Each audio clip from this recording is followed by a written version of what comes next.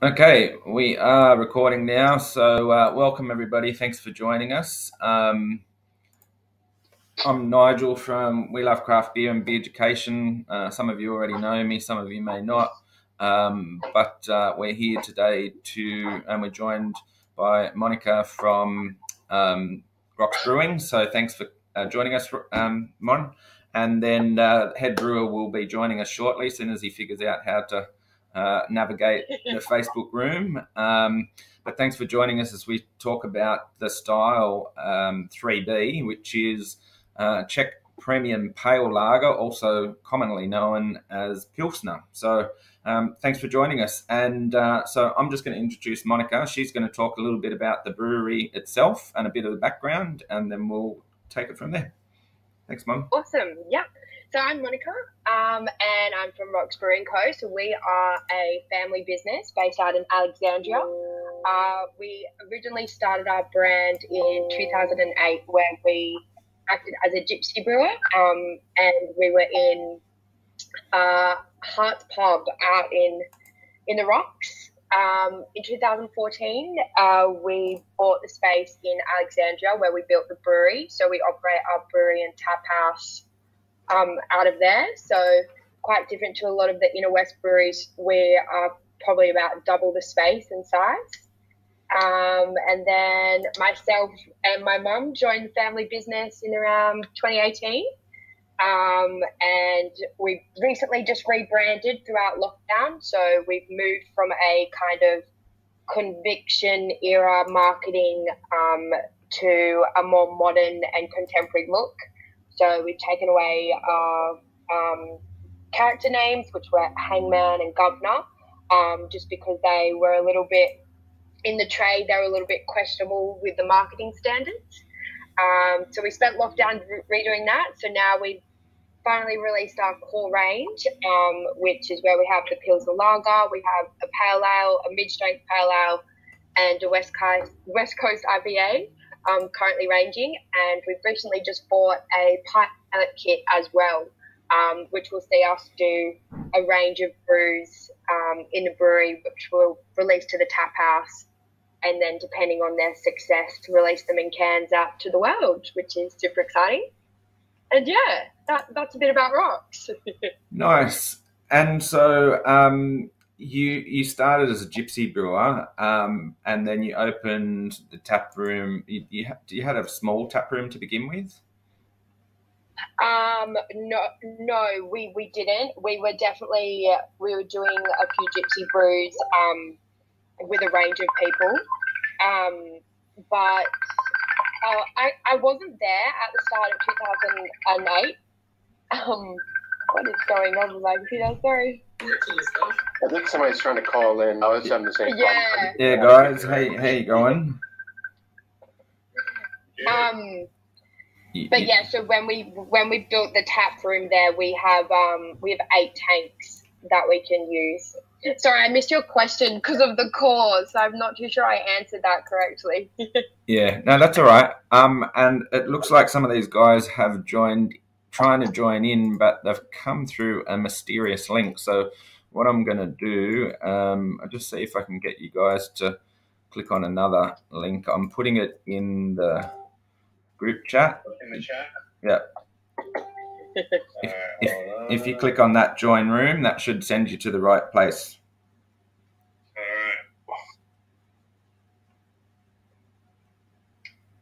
Is that working?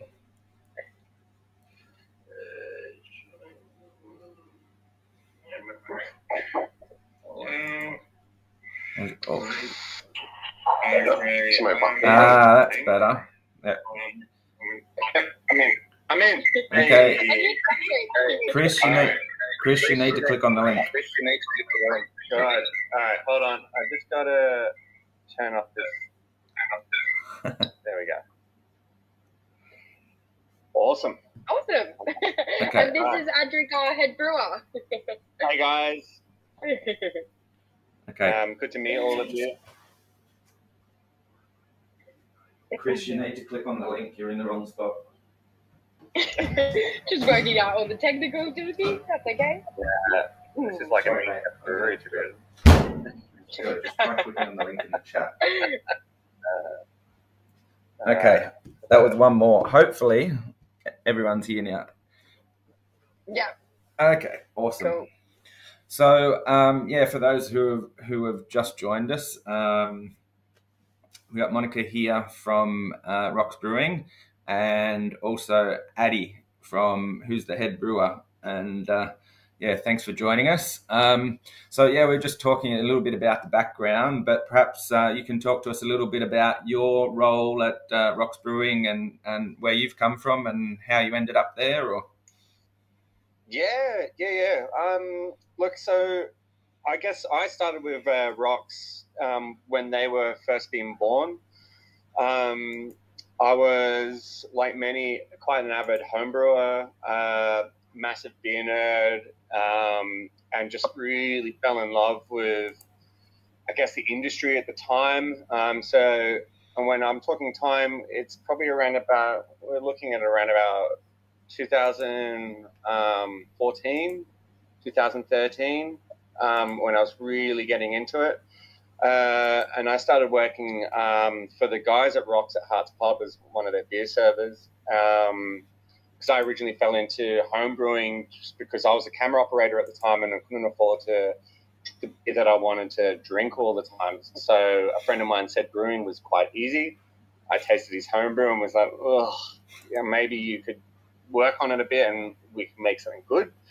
And after that, they sort of noticed, I guess, my passion for the industry, and I started as an assistant brewer when Rocks Brewery was born. I did that for 4 years, and then I left Rocks, and I was working at Young Henry's as a senior brewer there for about 2 years. And then I left there, and I worked at Wayward for about a year, just brewing there with Sean and the boys. And then I left Wayward, and I was a head brewer up at Wicked Elf. Okay. For around about 9 months, doing the commute from Sydney as well, so it was pretty hard. Yeah. I'm married at the moment. I've also got a child at the moment, but then I didn't.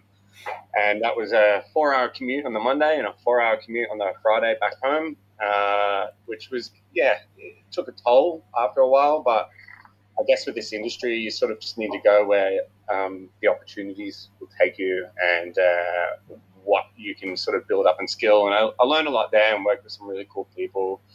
And so Mon's dad, Simon, who is the head honcho at Rocks, me and him never left contact with each other. We were always good friends. And I just popped in one day to say hello.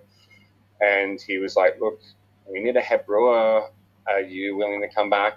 And I was living in Erskineville at the time. So I'm like, of course, this would be amazing. It's a half an hour walk from my house. Yep. And that was just before COVID. So, I guess the really cool thing was coming to Rocks. At the time, Rocks is going through a little bit of a development change in regards to coming out of its old self and trying to rebrand itself. And becoming a more modern brewery, and sort of leaving behind some of the things that happened in the past with the brewery. And Simon, as much as he loves beer, he doesn't understand the technical sides of it. And he really invested in not only me, but also Mon as well, to bring that business forward and bring it into the modern era. Bring not only some classical styles, which we're going to talk about today, but also some new styles, your hazies and pastry stouts and sours and everything else. But giving that brewery sort of a revamp and bringing it into things of what the consumer wants these days, I guess. Nice. And I guess a big thing for me is just I want to not only provide the beer that people want to drink, but I'd love to educate people on, I guess, the beer styles and the history behind that. And at the same time, I guess the love that I have for the industry. Craft beer was a very different thing when I got into it. And, it wasn't hazy this and hazy that. It was every single style that you could get your hands on that everyone wanted to consume. It was Hefts. It was this. It was that. It was just, and it was if there was a new brewery, everyone wanted to go to it. Yeah. It's a very different case these days, but that's fine as well. I guess it's learning to adjust. Yeah. Well, that's great. Thanks for the history on that. And yeah, I guess we're in the same boat there. In that, I love to educate people about beer as well. My journey started back in 1988 when I travelled to Europe and just fell in love with like German lagers and just when there was nothing. Craft beer wasn't even a word back then. It was just beer, and but there's hundreds and nearly 1,000 years of history with some of those brewers over there. So I love sharing that as well. And today we're going to be talking about, I would say, what is my favourite style out of all of the beers that are available is the Pilsner, and traditional Czech Pilsners are my thing. And so that's where I really got a passion for that sort of stuff, and for those people who've been following the We Love Craft Beer journey, that's why we changed our name and changed our direction in the last few years as well, because I didn't want it to be all about the next big hype thing. I just wanted it to be about good beer, and that doesn't matter whether it's a 1,000-year-old style or a 5-year-old style. It's all beer, and it's important to sort of for everybody to understand what makes good beer, and that helps them enjoy the beer as well. So I think we're on the same page there. So yeah, what I'll do is we'll just have a real brief intro about the history of this style. For those that don't know it, some of you probably heard the story a million times, but basically the first known or the first recorded case of this style was actually by a German brewer, Joseph Groll, and no relation to the Foo Fighters either. And that was back in 1840 and 1830s. And what sort of happened was at the time in what was Bohemia and now known as the Czech Republic was there was a bit of a public outroar because some of the beers that they were brewing at the time, they think they were wheat beers, but they'd all gone off and they were bad. So there was this sort of revolution, and they all poured all the beers down the drains. And so that at that time back then, it was very traditional styles of brewing, and there was. If people are familiar with the Reinheitsgebot, which is what they call the German purity law, it was really about just making sure that everybody at the time brewed to a certain standard, and everything was sort of really heavily regulated at the time. So when beer was bad, it was almost like a hangable offence. So they had this revolt. They threw all the beer down the drains, and Joseph Groll, who was a German brewer and had moved into Bohemia or the Czech Republic, had started to did brew this style of beer, which was a pale lager. And at the time, it's really interesting how these things work together, because at the time with dark lagers, nearly all the beers back then were served in mugs, or what we know today is like a ceramic mug or a stein or something like that, because the color of the beer was Toby as well. Sorry, a Toby as well. It's an English style, same ceramic thing with a lid. Oh yeah, styles, yeah. So, but they're all basically, you couldn't see the beer, and you didn't really want to see it because it wasn't that pretty to look at. But around the same time, glass became an affordable vessel, right? So before then, common people wouldn't be able to afford glasses. They were sort of reserved for wealthy people.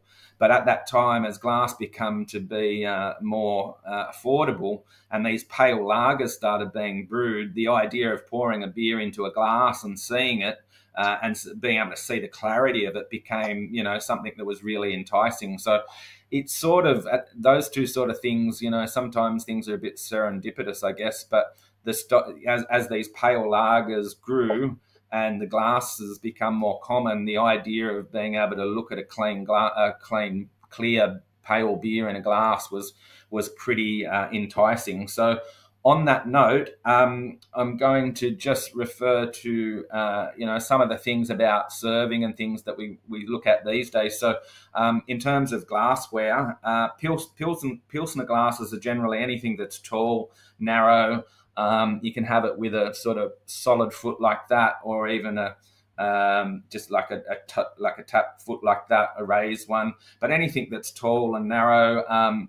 There needs to be enough room in the beer to get a good head, because pale lagers like this should display a really good head, and you want to be able to see that beer, that nice clean looking lager in your glass. So if everybody's got one in front of them, already got one poured, please show us what it looks like.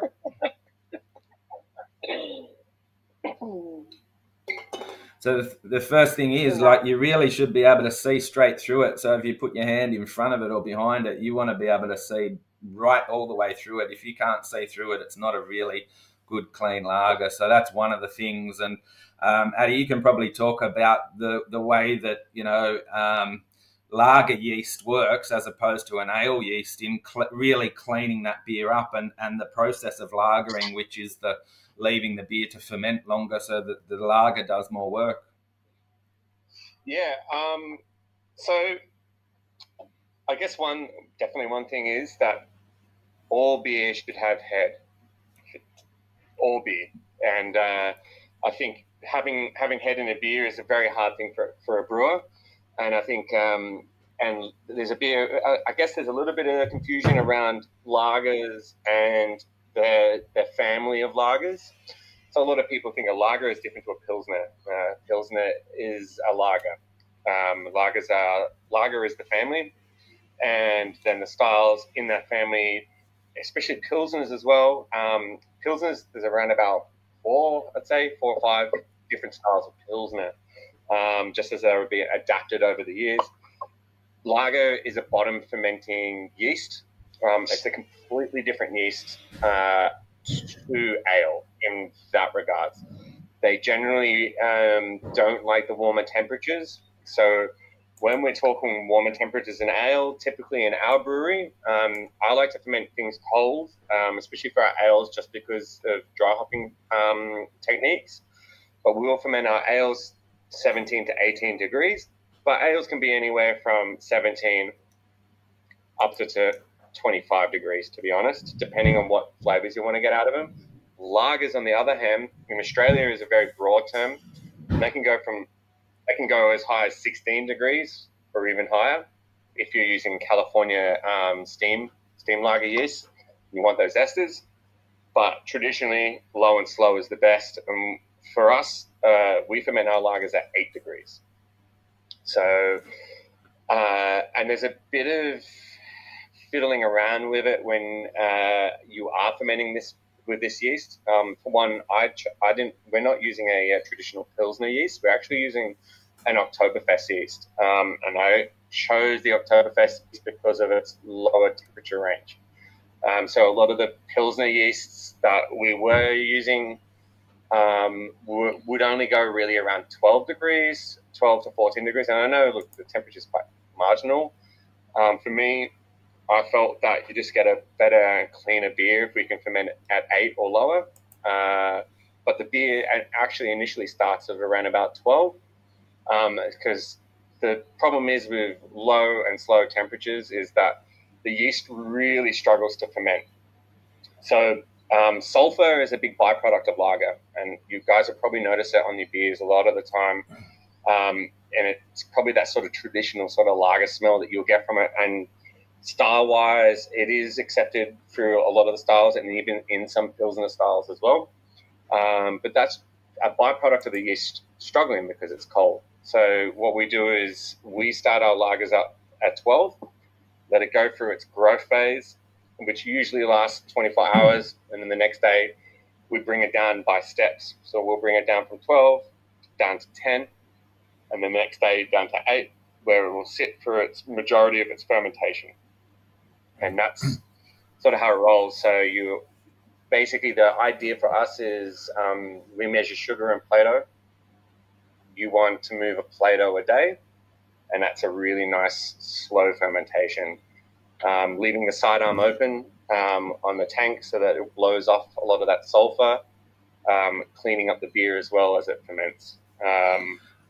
So how long do you generally lager for? So this was a big thing when I started with the brewery, because I was like, I'll turn your ales around a couple of weeks. But my lagers aren't going to be anything shorter than a month and a half, and they generally go for that or longer. So the one you're drinking at the moment, this one went for around about 2 months. Wow, that's good. So, yeah, look, I feel like the beers do clean itself up. Because of the shape of our tanks and the way that the yeast and the way that we handle our yeast, we don't get the natural dropout that you would normally get with lagering for that long. If we had lager tanks, if I was fresh pitching every single time, then I think this yeast would naturally just what we call flock out or drop out of the beer, which produces your clear beer. Yeah. For us, we do need some aids, and by aids, traditionally, what they used to use or still uses a product called isinglass, and they noticed years ago when they were making pilsners and all this, they were storing beer in bladders, because that was a sort of traditional way to store beer. And on the inside of the bladders are peptides, and they're all ionically charged, and they helped drop out. They were noticing beer was clearing in there. So these days, isinglass is made from the swim bladders of tropical fish, and then produced in a liquid form, and then inject that in beer, and it drops it all out. But for us, we're actually using a new product, and it's a vegan isinglass, so made from mushrooms. And we basically turn that into a liquid, inject it into the beer. That latches onto the yeast and then helps drop it out. This makes the yeast heavier. It still takes time, and so we still leave it for a while to let it do its thing. That doesn't remain in the beer, doesn't affect the flavor, doesn't affect the head retention or anything like that. It just helps, I guess, speed up the process of giving you a clear beer. Well, this one is certainly clear, and it's the head retention still there, and it's a really, like, not just clear to look at, it's a real clear, clean tasting lager. Finishes really quick and nice and sharply. I just noticed, Naveen, you're drinking it out of a can, mate. Grab a glass and pour it into the glass. You'll enjoy it twice as much, I can assure you. I smashed my last glass. Oh, really? Oh, no. And I smashed it. Oh, no. And so, so that's, I guess, for those people who are not familiar with the process of lagering, that's why a lager generally looks a lot clearer in the glass than an ale. Ale's obviously a little bit sort of more opaque, and often, with these new styles, very, very opaque. But and then so just run through quickly a couple of the different characteristics about this style. We're calling it a Pilsner, but as I said, it's 3B. It's the Czech Premium Pale Lager, which is this particular style. So the IBU range is 30 to 45, so that's on your bitterness. It's quite low on a bitterness scale. The SRM, which is the colour range, is 3.5 to 6, so that's very light, like right on the lowest end of the scale there. And the other thing is the ABV range, which is 4.2 to 5.8%, and this one's coming in at 4.5. So the other thing just to be aware of, apart from the glassware that you use, is the serving temperature. And the serving temperature for Pilsner, recommended serving temperature for Pilsner, is 4 to 7 degrees. The easiest way to remember this, and it doesn't apply to every beer, but essentially if you work on the alcohol content, right, 4.5%, roughly it will serve well at about 4 degrees. Okay, so it's not exact science, but if you work off that, it's a pretty close match. So so just coming back to the style itself, so a little bit about the use of the word Pilsner. So the word Pilsner can be spelt a number of different ways. It's based on the city of Pilsen, or which I think the proper pronunciation of it is Plitzen, but it can be spelt traditionally like this one, which is Pilsner, or it can have an E in the middle, like Pilsen, or it actually uses Z as well. They're all acceptable ways of spelling it. In the Czech Republic, though, only one or two beers are allowed to be called Pilsner, and one of those is a Kel. And the word a Kel is basically, it translates to the source. So it's the original and the source of original source of the style.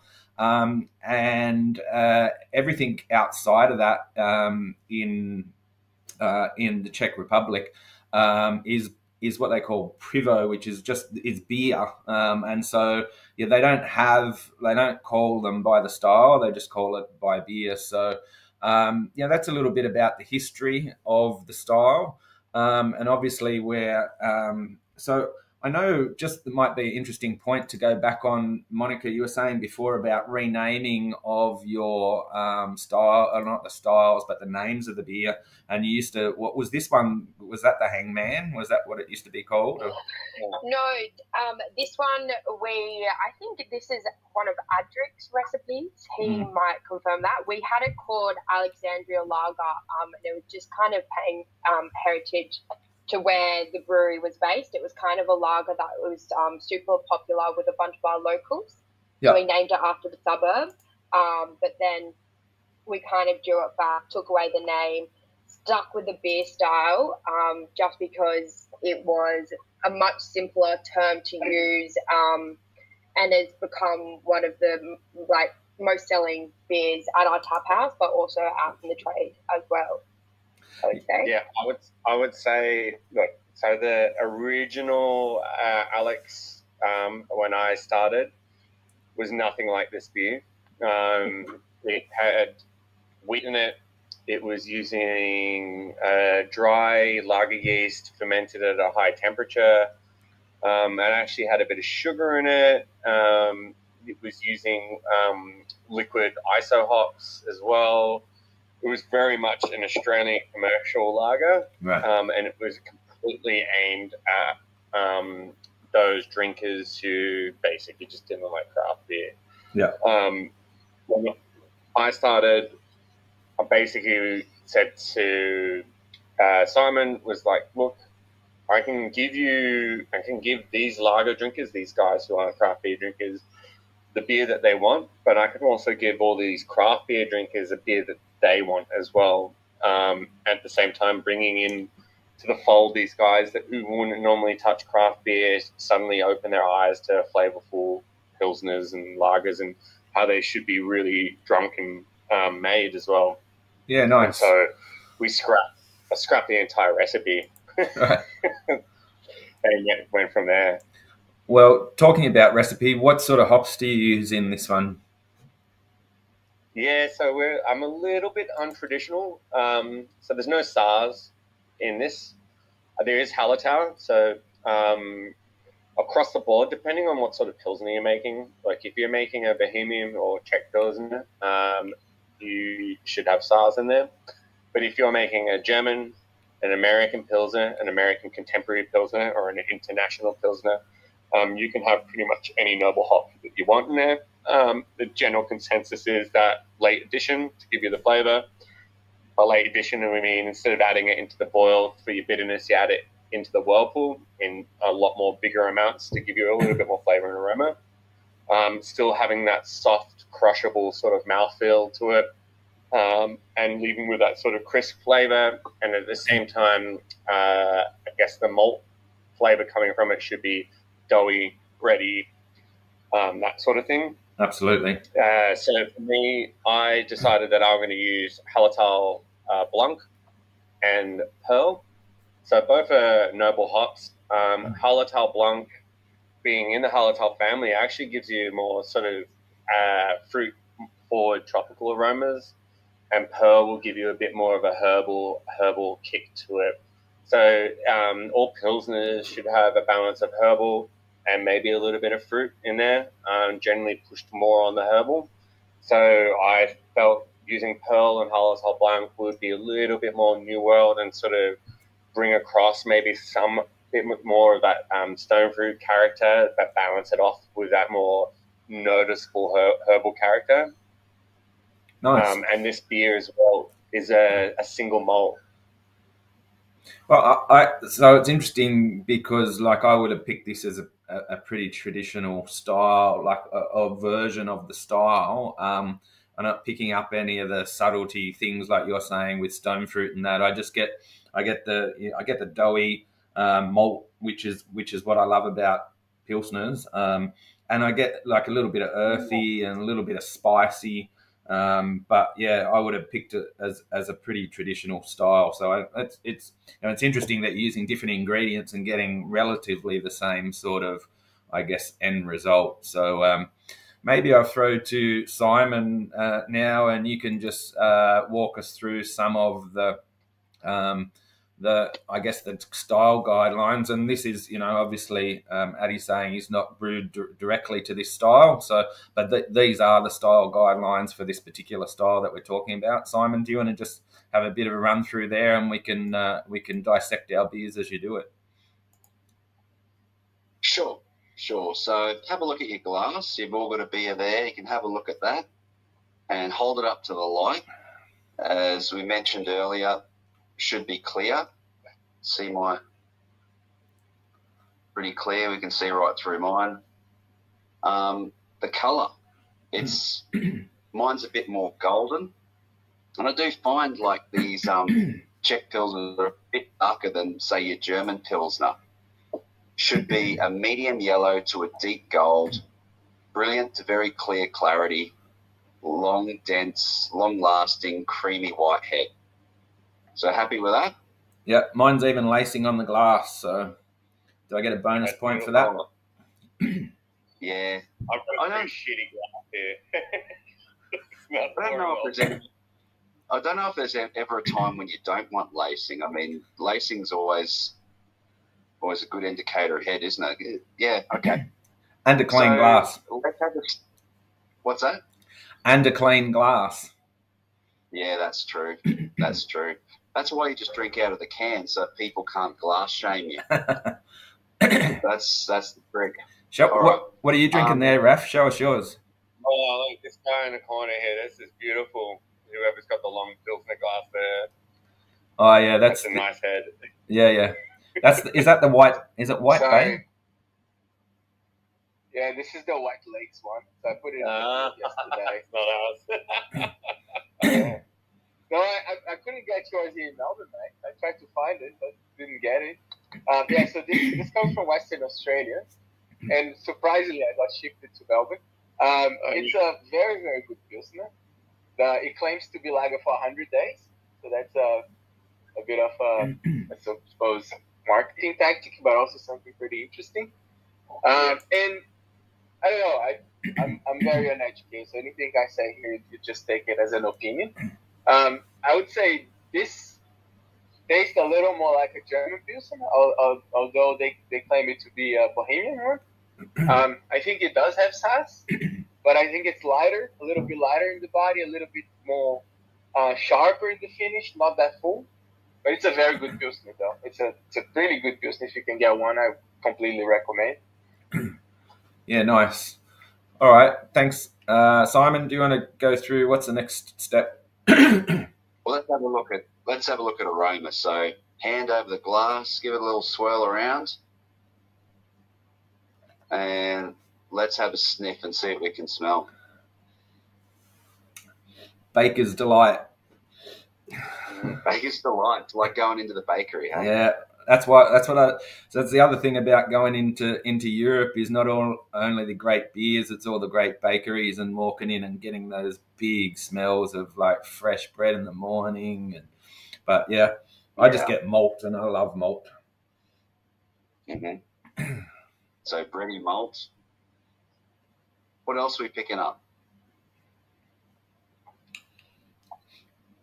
Did anyone get it? Oh, well, anyone get any diacetyl? You probably won't on the Rocks version, but for this style, you can have a little bit of diacetyl in your. So a little bit of butter. So we don't brew to that style, but again, Urquell will have a little bit of diacetyl in there. Diacetyl in the brewer's world is seen as a massive fault, and I don't really like that because I think, especially with English ales as well, the buttery flavor and mouthfeel actually provides a bit of body, and in Urquell as well, it gives you that bit of edge, just that tad bit of diacetyl in there. Yep. Yeah. Yeah. I heard the story with in general with the style of beers, by not trying to. The problem with diacetyl is once it gets into a package format and gets away from the site, it's very hard to control because it can still, like the yeast, if it's still sort of fermenting in the bottle or something, can still do too much work and end up the diacetyl comes out really sharp. Whereas if you got it on tap in a controlled condition, you can control all those variables. I don't know if that's, I can't remember where I heard that, but that's why a lot of brewers won't let a beer go with diacetyl in it, because it becomes too volatile once it leaves and it's packaged, and you can't control the conditions around it. Look, diacetyl gets naturally cleaned up by yeast. So it's a byproduct of fermentation. And yeast, if you leave it long enough, if you're making a lager, it will clean up the diacetyl.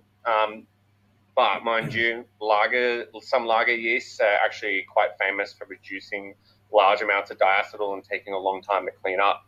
And again, Nigel, definitely in what you're saying is, especially if you're bottling condition, you actually want a sort of semi-fermentation happening in that bottle to carbonate the beer, purge oxygen, etc. But again, at the same time, if cracked too early, you might catch it on the diacetyl end as well, which will be quite sharp and quite buttery. I feel like, especially with some of the modern beers, diacetyl can be quite confronting for a lot of people, and maybe they don't understand or couldn't really appreciate it. I feel in Pilsners and lagers generally, and especially Pilsners, you're naked when you brew this beer. So you have nothing to hide behind. There's no hops, there's no fruit, there's no adjuncts, there's no show. It's all about everything that you do on the day with that beer and then how you ferment it. So yeah, a bit too much diacetyl can, yeah. Well, I'm actually quite sensitive to it, and I can pick up really small amounts. And if there's a beer with a good chunk of diacetyl in it, I can hardly drink it. And Kosciuszko Brewing is a classic one that just tastes like drinking butter menthols to me. It's just like I end up with things growing in my mouth from it because it's got so much diacetyl in it. But anyway, I don't pick it up at all in this. Anyway, back to you, Simon.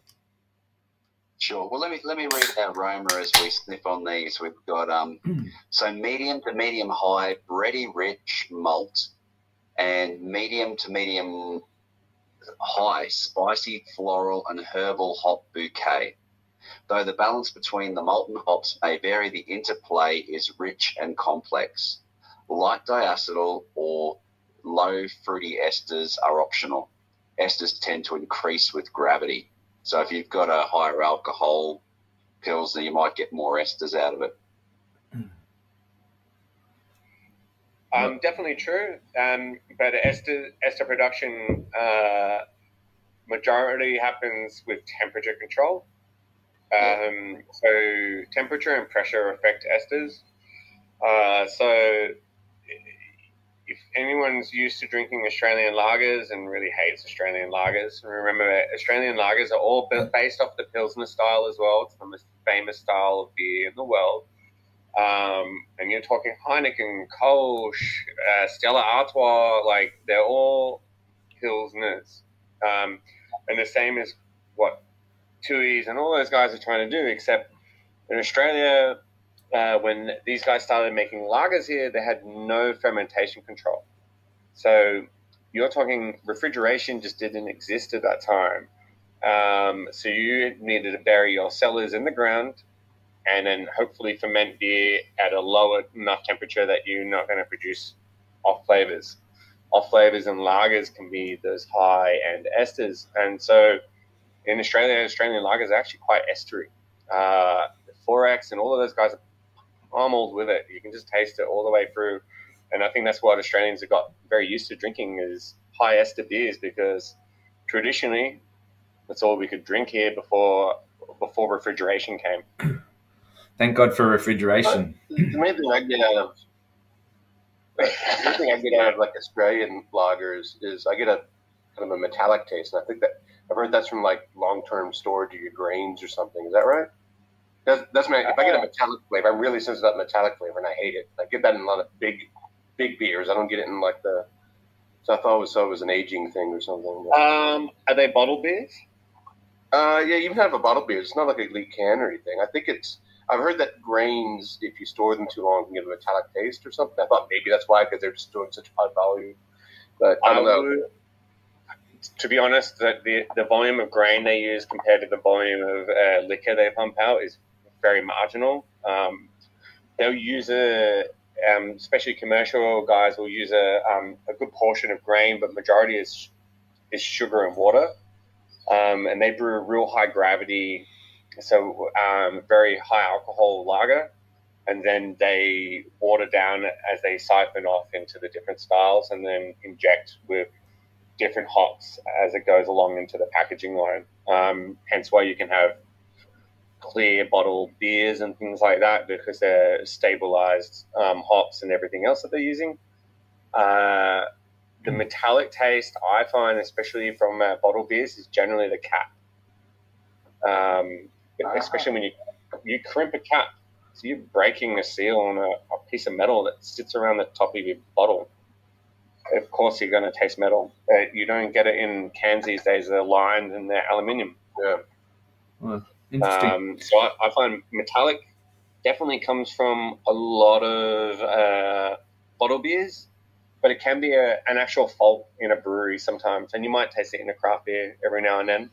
And the best way to identify that, to make sure that you are tasting what you think might be a contamination of some sort of metal or rust or anything like that, is to just get a bit of the beer, you put your finger in it and rub it onto your hand, just onto your palm here, and if you smell and it smells like blood or iron, like you've got an actual a contamination of metals in that beer. Yeah. The esters in Australian lagers are one of the responsible factors for hangover headaches, because esters aren't very good for us, and they tend to cause headaches if you have too much of them. And they can also contribute to migraines as well. Yeah, I don't suffer from migraines myself. I find, I guess some of the, some of the evidence against esters as a contributor to, I guess, your headaches and everything else, a little bit anecdotal, but maybe because I just drink too much beer anyway. I've got a whole page full of scientific papers on it from Mayo Clinic and places like that. So it's real. Okay. Yeah. Okay. I'm sure I get headaches from beer, but I think it's probably the quantity more than the quality. No, that's true. That's the fact that they're there. Yeah. That sort of contributes to it. Yeah. I guess my point with that is that definitely. I don't think I've ever compared a hangover on something like a high ester beer, like maybe a Hef or something like that, or a Belgian beer. Where we've missed Belgium. I can absolutely say for 100% for me, every time I drink Belgian beers, I get headaches, and I love them. Yep, yeah, me too. I love them, but like I can. I can have one. I can have one Belgian beer. I can drink like 6 or 7 other beers and feel fine, and have one Belgian beer, and I'll wake up with a headache. So Yeah. Is that one Belgian quad? Yeah. After the 12 that I had before. Like a leader, one of those leaderboard. Yeah. Isn't it? A Magnum. And then, We digress. Simon, back to Simon. Cool. Well, let's taste it. Let's see what you can taste. Have a swig. Tell us what you taste.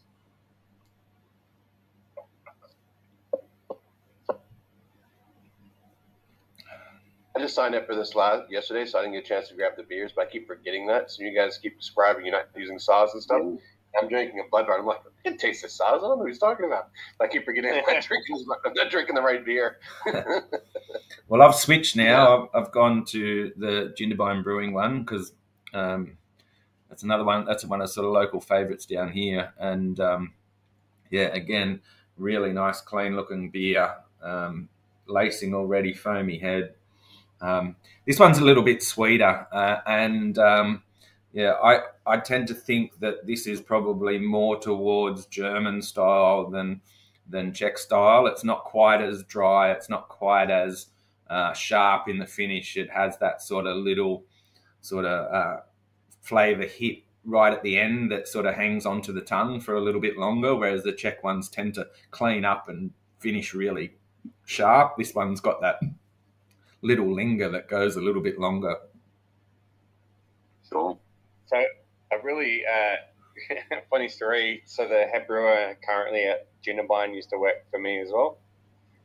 Carl. So he's gone down there. Matt, his name is. Oh, okay. Yeah. So I think him and the owner work together now. Carl. Yeah.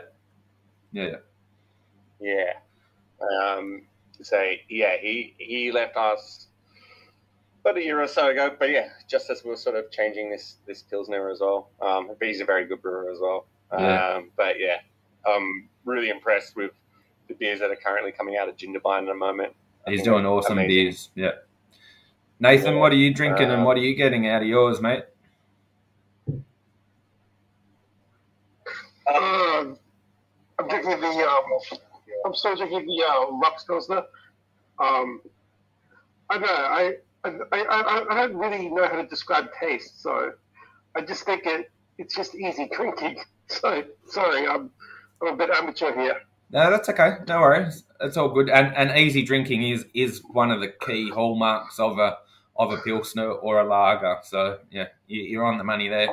Nathan, what about you? What are you up to, mate? I struggled to find a Pilsner. I found one of these. Are they okay? Hey, the original silver bullet. No, I'm kidding. I did find one of those, but at the moment I've got the Jervis Bay Point Pilsner. But that's only because I've already finished off the Urquell, so.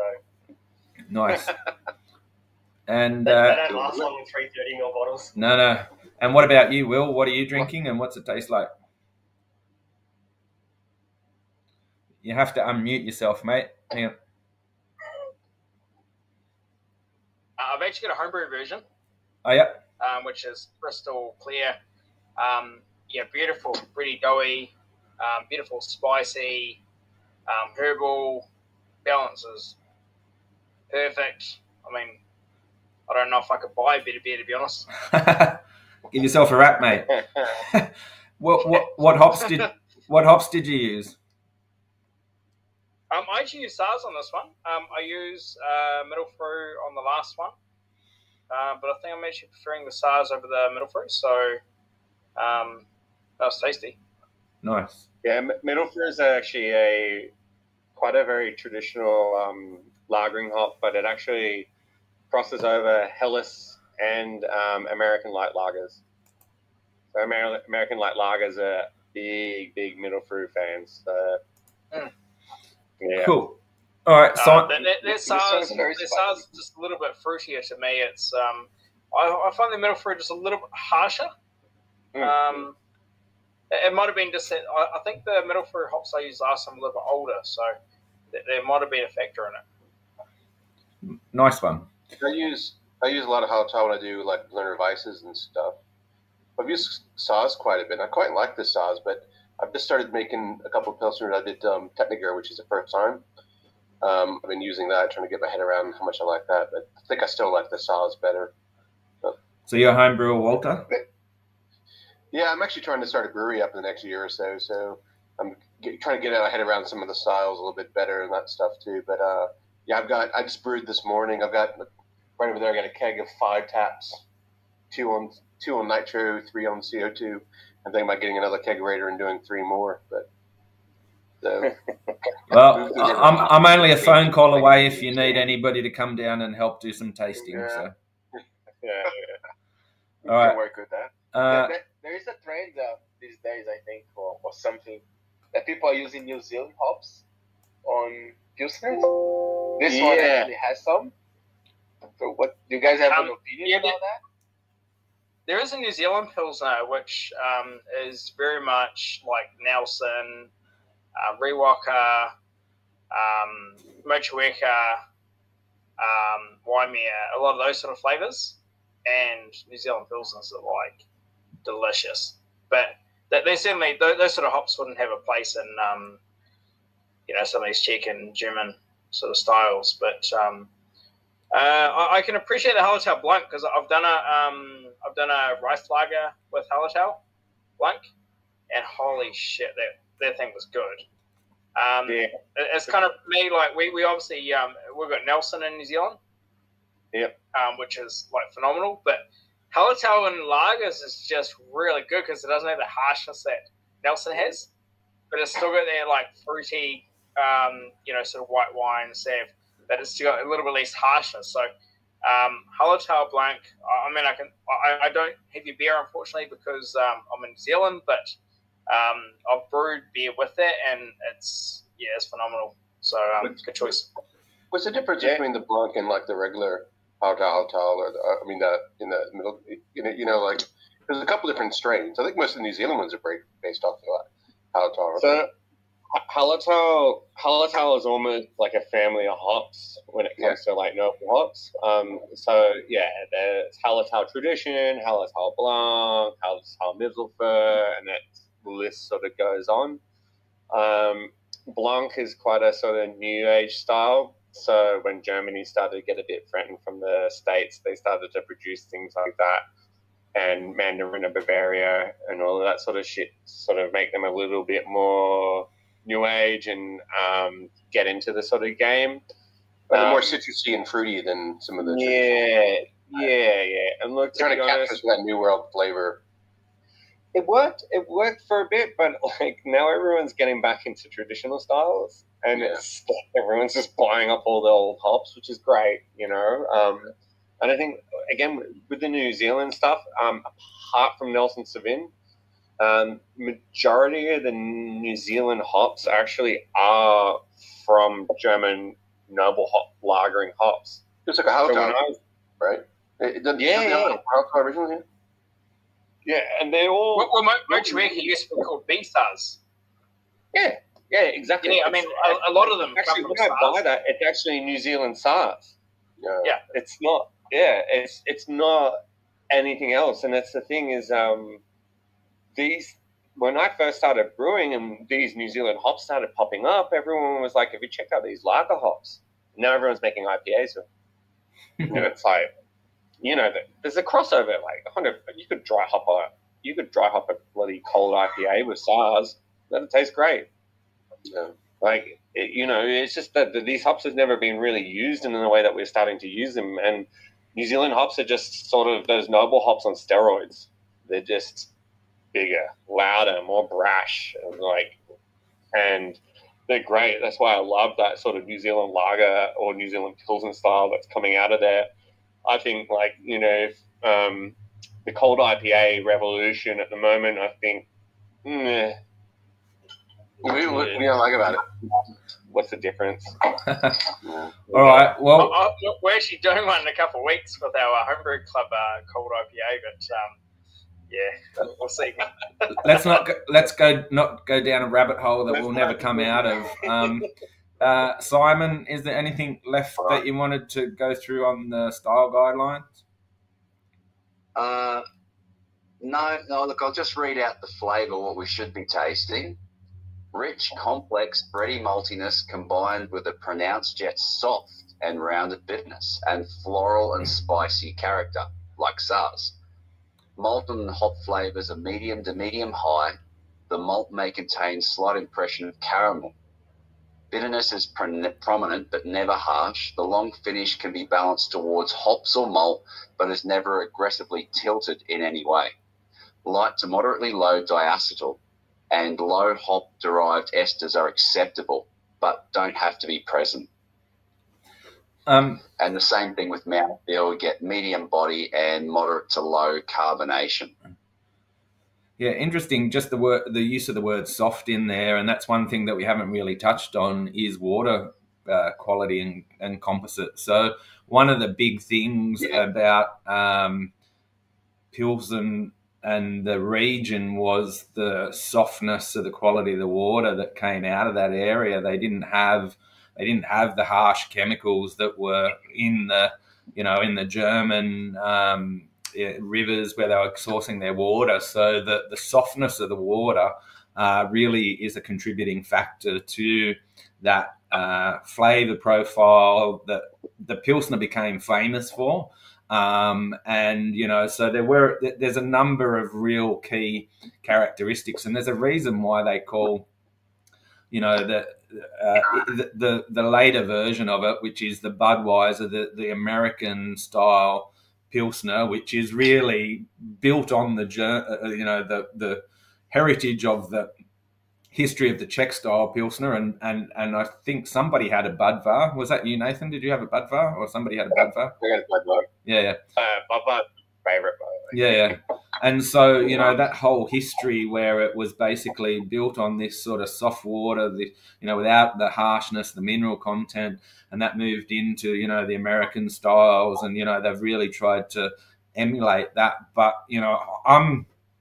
I'm not a home brewer, and I don't understand the chemical, things that go in and the processes, but I do understand, the use of the word soft and the word that like when I feel that flavor, that taste in my mouth, it's that lack of the sharpness or the chemical quality of the water that just really feels really clean and refreshing without the sort of bitter sharpness, of other profiles. And maybe, you can talk more about water profiles and what you do with your water profile. Yeah, for sure. Look, you're talking in the right direction. So when they talk about soft water, really what they're talking about is calcium chloride. So calcium chloride. I'm joining. So, and you will find this in everything from not only Pilsners, but hazy IPAs or NEPAs as well are high in calcium chloride as well, just to give you that soft mouthfeel. Whereas sulfates are the ones that give you your bitterness and give you that sharp tang as well. And then there's other parties that play a big part in everything, which is magnesium as well will add to that sort of sharpness and hop character as well. And then at the same time, even salt. So if you taste a goes or a proper goes that's 100% wheat, you'll notice that it's very, very soft. And that's just because that the actual salt actually softens the water. So with us, we run our beer through a water softener and filter. So we take out all the fluorides and everything else out of the water. We actually add salt back into the water via ion exchange, which softens the water. It does add a low level of sodium salt to it, but you can't taste it. And then with the current Pilsner you guys would be drinking, I'm working on a 1.1 ratio calcium to chloride, which is basically perfect balance. Moving on with the newer ones that we're bringing out of the Pilsners, I'm actually going a little bit more softer with what I've done with my Marzens in the past, which we call a 0.8. So it's basically 8 calcium chloride and 0 on the sulfate. So makes for a really, really soft mouthfeel, but also at the same time it brings out that malt character that you really love in these beers. And look, when you've got a blank palate, the hops are already quite easy to shine through. They're not going to be a hard thing to really taste or distinguish when you're drinking this beer. What you really want is that sort of lathering of flavor from your malt and your bready and doughiness all coming along and lapping up in your mouth really softly, and that bitterness creating almost the feeling of, I guess, not dryness but crispness. Yeah. And to have something crisp but have something with body slightly works against each other, because to be crisp you think is dry, which means you have no body because it means less sugar. So you finish a beer higher with a little bit of sugar but balance the bitterness and then create the mouthfeel. You have this beer that suddenly has all of those characteristics you really like and then finishes crisp. So for us, we've gone from balanced to maybe a little bit more leaning to a little bit softer on the mouthfeel. But I find when designing beers, the thing I concentrate first and foremost is on the water profile itself. Yeah. And you build from there. Because what is the effect? You want a flavor, that's cool. You can get that with pretty much most ingredients, and especially a yeast as well. But what is that beer gonna feel like in your mouth? And especially with a Pilsner where everyone has such a distinguished, like, you already know what you're expecting because look, it's the most popular style in the world. There's already a really hard beer to try and design and a really hard beer to try and reinvent at the same time. So you take it all the way down to you like go to reverse osmosis and clean it up in Ireland and bring it back up. Oh, I wish. No, like we don't. We just have a very low level total calcium in there. So when we almost Pilsner style in that regards, but the chlorides. So Pilsner water is actually blank. So it's actually below all the levels that any brewers would really want to brew beer. Like yeast health doesn't really like it to be below there. Yeah. It's like quite a blank slate. For us, our water sort of hovers around there. Sydney water in general is quite soft. So we just soften our water. And then if you were brewing one of these beers in our brewery, you'd probably look and go, that's a shitload of sulfate you're throwing in there. And to be honest, the sulfate's not throwing out the balance of the beer. The sulfate is just bringing out the total dissolved calcium of that beer to help with fermentation health, and just to help with that sort of overall mineral complexity that you sort of want in a beer. If you do a hoppy beer, are you going a different? Are you bringing up your sulfate ratio to a higher degree? So you're doing that kind of water chemistry there, are you? Yeah. A lot of people don't do that. Breweries. I'm actually surprised that people aren't playing around with that stuff a bit more. But we might just try and wrap it up a little bit, because that could be another rabbit hole that we go down there. I'm sure. Yeah, I'm sure you could quiz brewers about 100 things, and you've been really good with your time and giving us explanations to the questions and stuff like that. But we're sort of coming up to an hour now, and we try and keep it close to that if we can. But just I think the last thing that you said was pretty much like wrapping up the style of the beer. It's a nice creamy mouthfeel, but it still finishes sharp, and I think that's what makes a Pilsner a really enjoyable, quaffable, drinkable, sessionable beer. Is you've got this lovely mouthfeel with these malts and this breadiness and whatever, but it just finishes clean. And I always say a good lager is the one that the moment you put it down, you want to pick it back up again. With ales and things, you can sit on them for a while and drink and sip or whatever. But like I always find a good lager, you sip it, you put it down. The moment you put it down, you just want to pick it up, because it's a bit like that sort of like a Listerine or something in your mouth. It's just like another clean refreshment in your mouth, and it finishes nice, and you just want to pick it up and go again. And I think that's what makes it the most popular beer style in the world. And also one of the great historic styles as well. Like I said, going back to the 1800s with this style, there's a lot of history. It's not the oldest style, but there's a lot of history around the style as well, and the things that it's done to really change.